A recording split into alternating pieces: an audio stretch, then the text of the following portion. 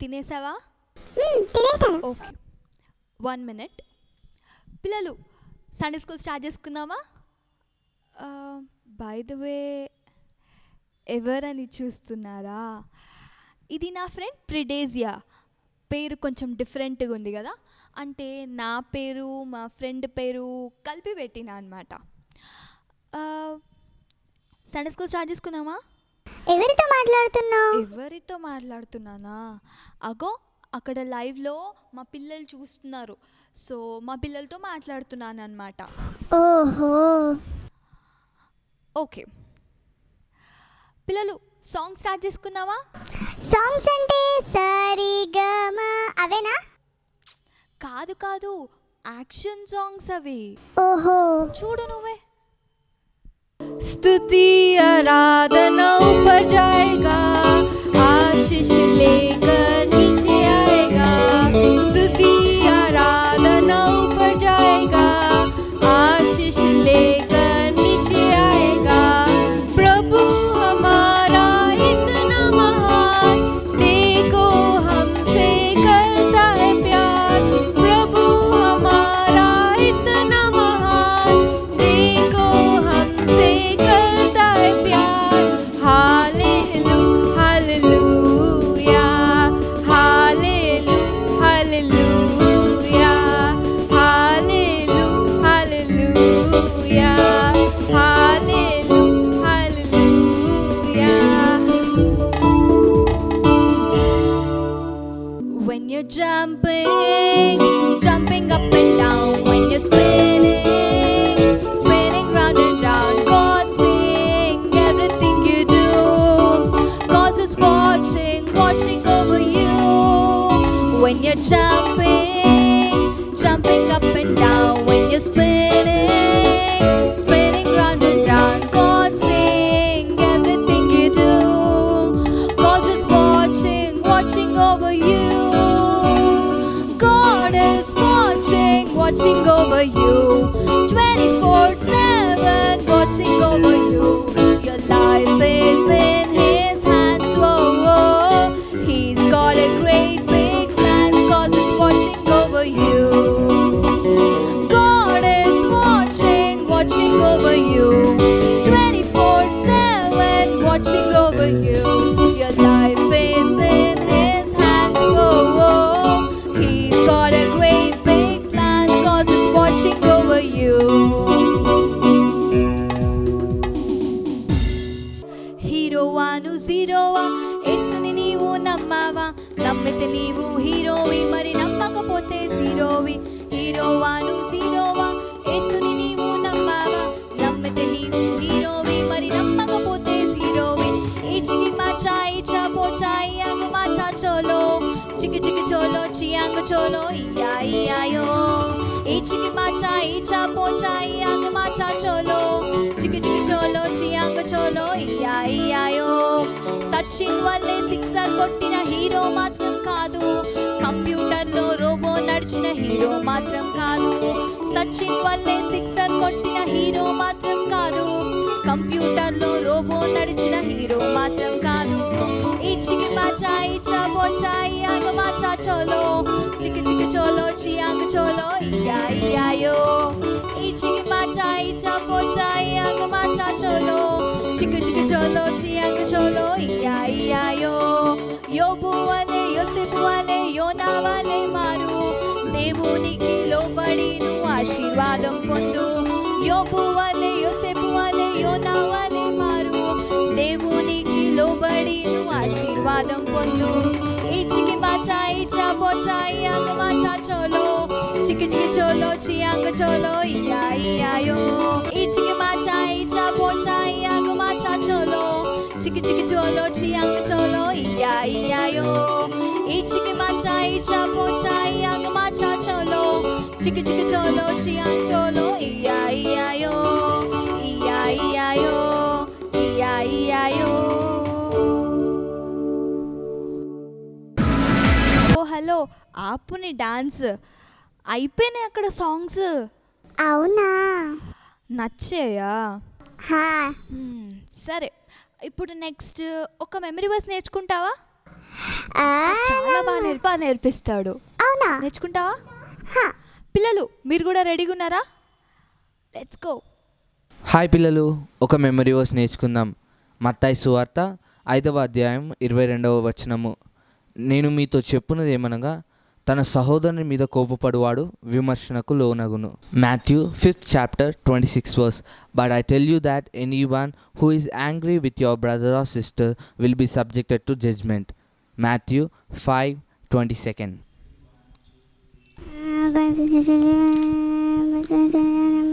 Memory verse నేర్చుకునేది చాలు, అక్కడ పక్కన పెట్టు. సరే, నీకు స్టోరీస్ వచ్చా? ఎప్పుడైనా విన్నావా? వచ్చు అని నేను చూసుకుని చెప్తా. సరే చెప్పు. పేతురు అత్తకు జ్వరం వచ్చింది. Okay, okay. మీ అత్తకు రాలే, మా అత్తకు రాలే. పేతురు అత్తకే జ్వరం వచ్చింది. ఎవరికి వచ్చింది? పేతురత్తకు జ్వరం వచ్చింది. ఏమొచ్చింది? జ్వరమే వచ్చింది. Yes, you are right. Corona రాలేదు, మలేరియా రాలేదు, డయేరియా రాలేదు. ఏమొచ్చింది? జ్వరమే వచ్చింది. ఏమొచ్చింది? చాలు ఆపు, ఇంకా ఆపు. చాలా నవ్విచ్చేసినావు కానీ ఆపు. ఇంతే స్టోరీ తెలుసా నీకు? ఎక్స్ట్రా స్టోరీ ఏం తెలీదా? తర్వాత ఏమవుతుందో తెలీదా నీకు? సరిగ్గా వినలే కదా. సరే, ఇప్పుడైనా సరిగ్గా విను. పిల్లలు మీరు కూడా వినండి. హే పిల్లలు, హాయ్, ఐఎమ్ బ్యాక్. ఓకే, ఈరోజు మనం ఒక కొత్త స్టోరీ విందాం. స్టోరీలోకి వెళ్ళకముందు నేను మిమ్మల్ని ఒక క్వశ్చన్ అడుగుతాను. ఓకే, క్వశ్చన్ ఏంటి అంటే, ఫస్ట్ ఈ భూమి మీద పుట్టిన వాళ్ళు ఎవరు? ఒకవేళ మీకు తెలిసినట్లయితే వెంటనే కామెంట్ సెక్షన్లో కామెంట్ టైప్ చేసి పంపించండి. ఓకే, మీరందరూ అనుకుంటున్న ఆన్సర్ తప్పు. మీరు అందరూ ఏమనుకుంటున్నారో నాకు తెలుసు. మీరందరూ ఏమనుకుంటున్నారంటే ఆదాము అవ్వ అని అనుకుంటున్నారు కదా, బట్ కాదు. యాక్చువల్లీ ఆదాము అవ్వని దేవుడు తన స్వహస్తాలతో చేశాడు. కానీ పుట్టింది ఎవరో తెలుసా? కయ్యోను, హేబేలు.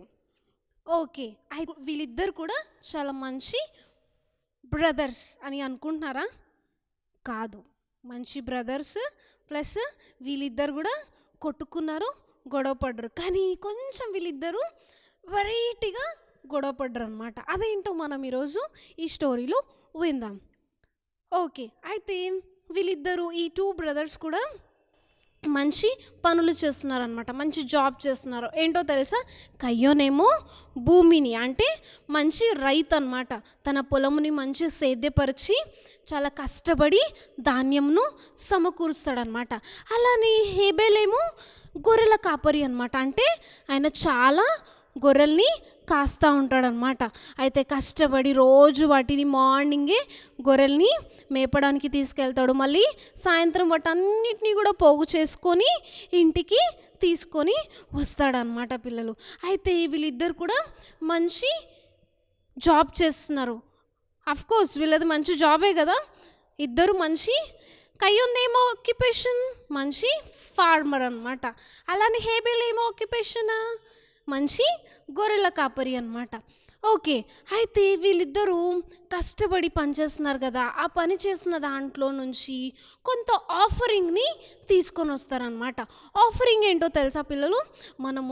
ఆఫరింగ్ అంటే ఏంటో తెలుసా మీకు?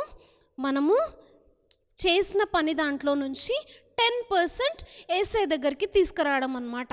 మరి మీరు ఆఫరింగ్ ఇస్తారా? ఆఫరింగ్ ఏసేకి అర్పిస్తారా?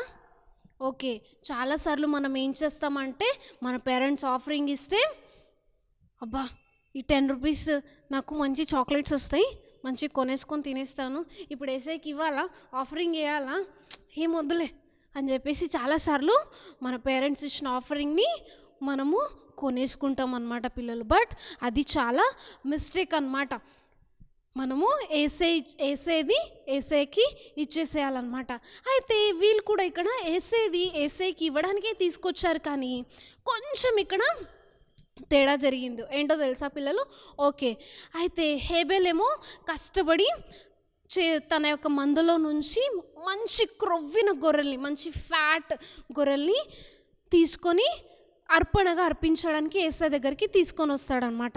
అయితే అక్కడ మంచి బలిపీఠంని, మంచి రాళ్ళని అన్నిటిని పేర్చేసి, దాని మీద కట్టెల్ని పేర్చి మంచి బలిపీఠంని తయారు చేసి, ఆ బలిపీఠం మీద కొన్ని గొర్రెల్ని, మంచి క్రొవ్విన గొర్రెల్ని, వాటిని కాళ్ళను చేతులను కట్టేసి వాటిని చంపిన తర్వాత కింద మంట పెట్టిన తర్వాత ఆ పొగ ఆకాశంలోకి వెళ్ళిపోతుంది అనమాట.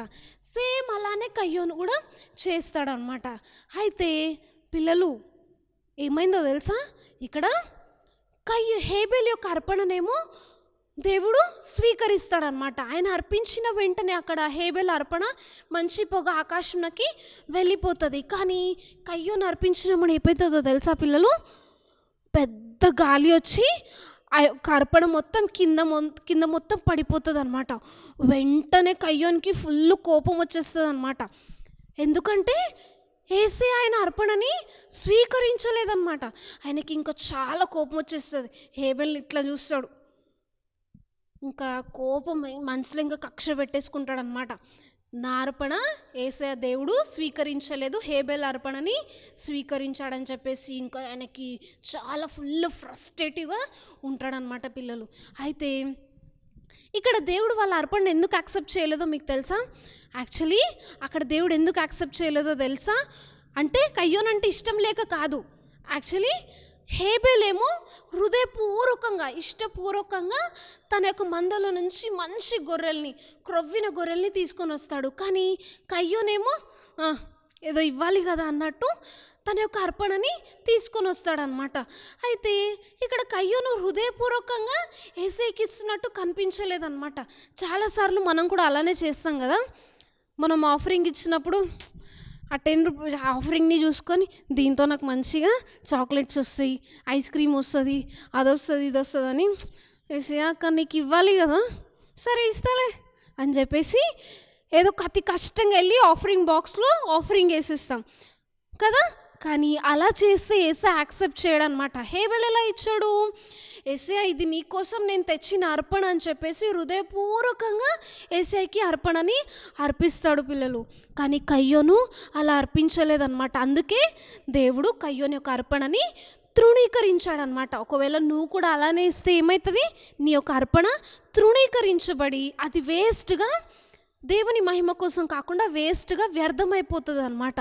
సో పిల్లలు అయితే ఇక్కడైనా ఆ రోజు ఆయన వాళ్ళ తమ్ముడి మీద ఫుల్ కక్ష పెట్టుకుంటాడు అనమాట. కక్ష పెట్టుకొని ఇంకా ఆ రోజు అలా అయిపోతుంది. నెక్స్ట్ డే వాళ్ళ తమ్ముడితో ఫస్ట్ ఆర్గ్యుమెంట్ మాట్లాడుతూ ఉంటాడు. ఆ మాటలు కాస్త ఆర్గ్యుమెంట్ అయిపోతుంది. ఆర్గ్యుమెంట్ కాస్త ఏమవుతుందో తెలుసా? వాళ్ళ తమ్ముడి మీద పడి నా అర్పణం దేవుడు స్వీకరించలేదు, నీ అర్పణం దేవుడు స్వీకరిస్తాడని చెప్పేసి వాళ్ళ తమ్ముడి మీద పడి ఆయనని కొట్టేసి చంపేస్తాడనమాట పిల్లలు. చచ్చిపోతాడు హేబెలు. యాక్చువల్లీ మనం బ్రదర్స్ గొడవ పడితే ఏం చేస్తాం? ఒకవేళ వాళ్ళ మనసులో వాళ్ళ మీద మన కక్ష ఉందనుకో ఏం చేస్తాం? మమ్మీ డాడీ లేనప్పుడు వాళ్ళని మంచిగా తోముతాం కదా. అయితే మాటలు అంటాము, తిడతాము, కొడతాము, అంతేగాని అంత కయ్యోను చేసినట్టు చేస్తామా పిల్లలు? చెయ్యం కదా. కానీ కయ్యోను మాత్రం చాలా పెద్ద మిస్టేకే చేశాడనమాట. హేబెల్ని చంపేసి ఏం తెలియనట్టు మంచిగా వెళ్ళిపోతూ ఉంటాడనమాట. కానీ పైనుంచి ఇదంతా ఎవరు చూస్తున్నారు? యేసయ్య చూస్తున్నాడు కదా, దేవుడు చూస్తున్నాడు.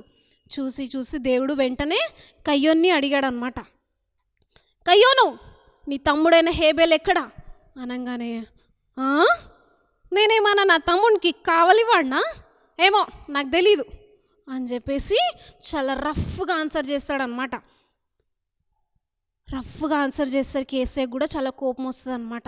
అంటే ఆయన చాలా రఫ్గా ఆన్సర్ చేసేసరికి యేసయ్యకి కోపం వచ్చేసి వెంటనే యేసయ్యకి ఆల్రెడీ తెలుసు, కానీ ఎందుకు అడిగాడు? మేబీ ఈయన ఏమన్నా ఆయన చేసిన మిస్టేక్ని ఒప్పుకుంటాడేమో అని. కానీ ఒప్పుకున్నాడా పిల్లలు? ఒప్పుకోలేదు. కయ్యోను ఏమన్నాడు? నేనేమన్నా కావాలి వాడినా యేసయ్య నా తమ్ముడికి అని చెప్పేసి రివర్స్ ఆన్సర్ ఇస్తాడనమాట, బ్యాక్ ఆన్సర్ ఇస్తాడనమాట. అయితే ఇంకా వెంటనే యేసయ్యకి తెలుసు కాబట్టి యేసయ్య ఏమన్నాడో తెలుసా? నీ తమ్ముని యొక్క రక్తము నేల నుండి నాకు మొరపెడతా ఉన్నది అనగానే వెంటనే ఆయన తల కిందికి వేసేసుకుంటాడు. వేసేసుకొని నీ యొక్క తమ్ముని యొక్క రక్తం నాకు మొరపెడుతుంది కాబట్టి ఇదిగో నీవు శపింపబడతావు.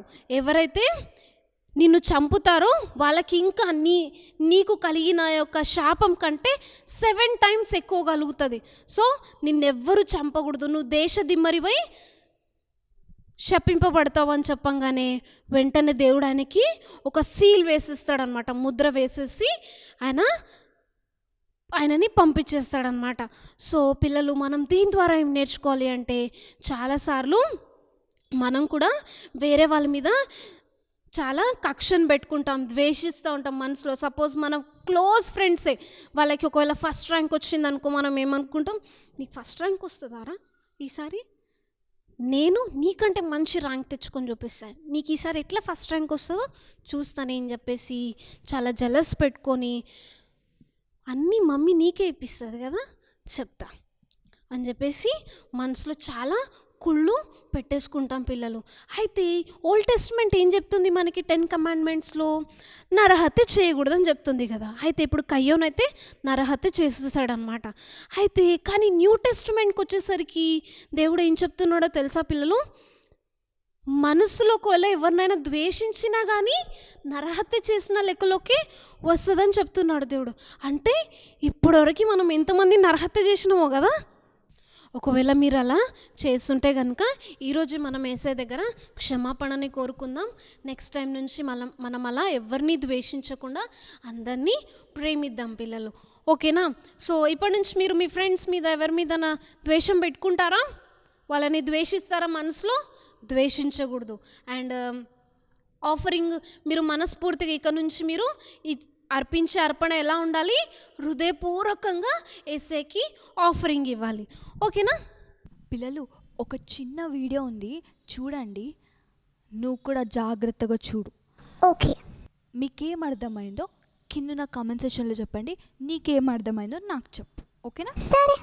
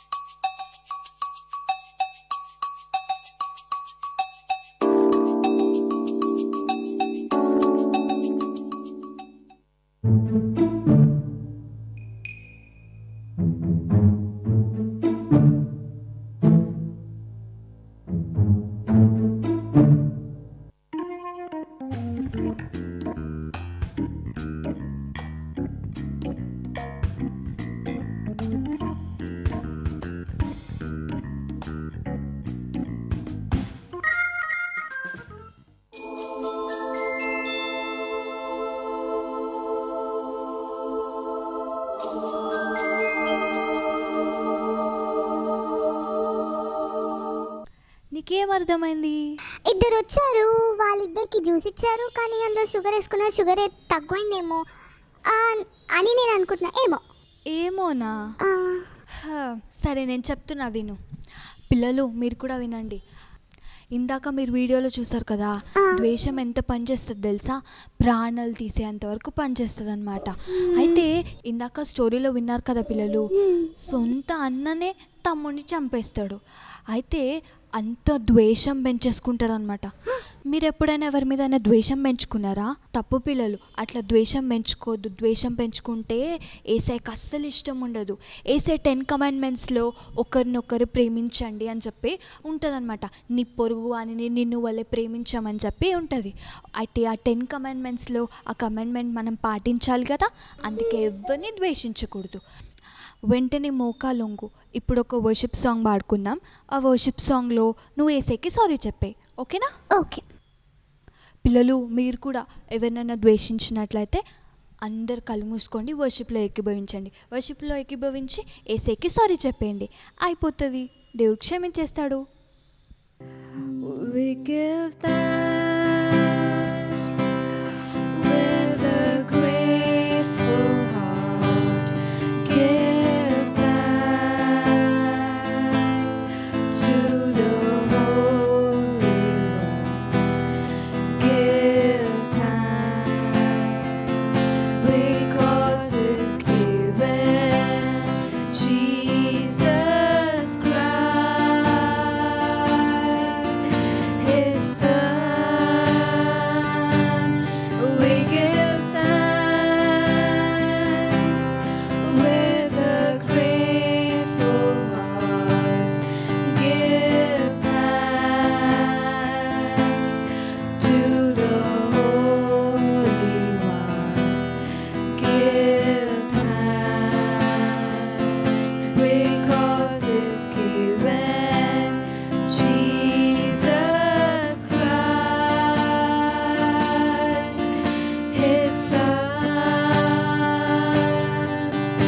And now let the weak say, I am strong.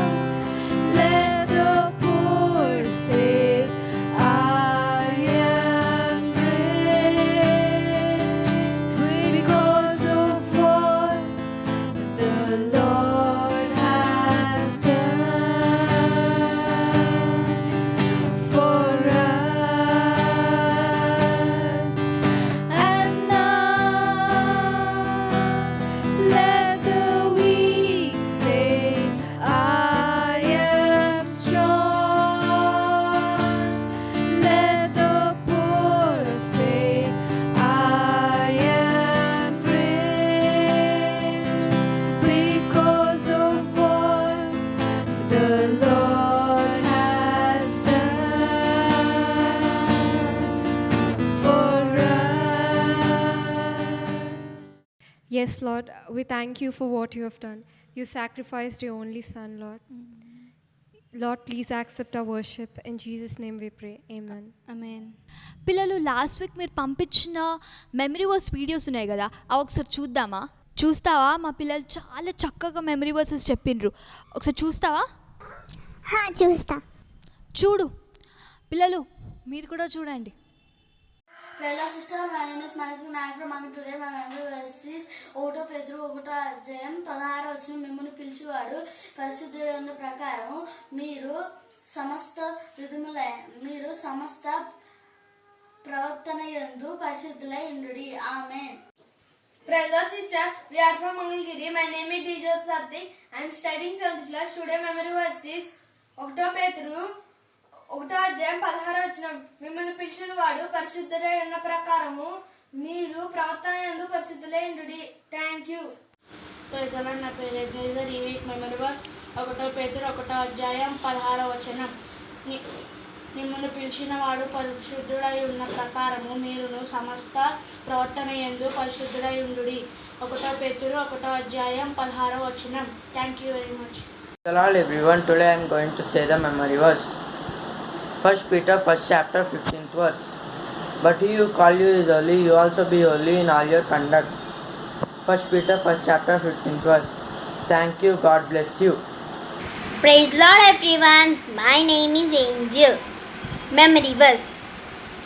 1 Peter 1st chapter 15-16. But as he who called you is holy, you also be holy in all your conduct. Thank you. God bless you. మిమ్మల్ని పిలిచిన వాడు పరిశుద్ధమైన ప్రకారము మీరును సమస్త ప్రవర్తన యందు పరిశుద్ధులై ఉండుడి. పేతురుకి రాసిన మొదటి పత్రిక 1:16. అందరికీ praise the Lord. ఈ week memory verse 1 Peter 1:16. Because it has been said in the writing, you are to be holy, for I am holy. అందరికీ థ్యాంక్ యూ. అందరికీ ప్రైజ్ ద లార్డ్. 1 పేతురు 16వ వచనము. మిమ్మును పిలిచినవాడు పరిశుద్ధుడై ఉన్న ప్రకారము మీరును సమస్త ప్రవర్తన యందు పరిశుద్ధులై ఉండిడి. Praise Lord everyone. This week memory verse 1 Peter 1st chapter 15th verse. But as he who called you is holy, you also be holy in all your conduct. 1 Peter 1st chapter 15th verse. Thank you. పిల్లలు నేను చెప్తా please ఈ ఒక్కసారి. సరే చెప్పు. పిల్లలు activity చూద్దామా?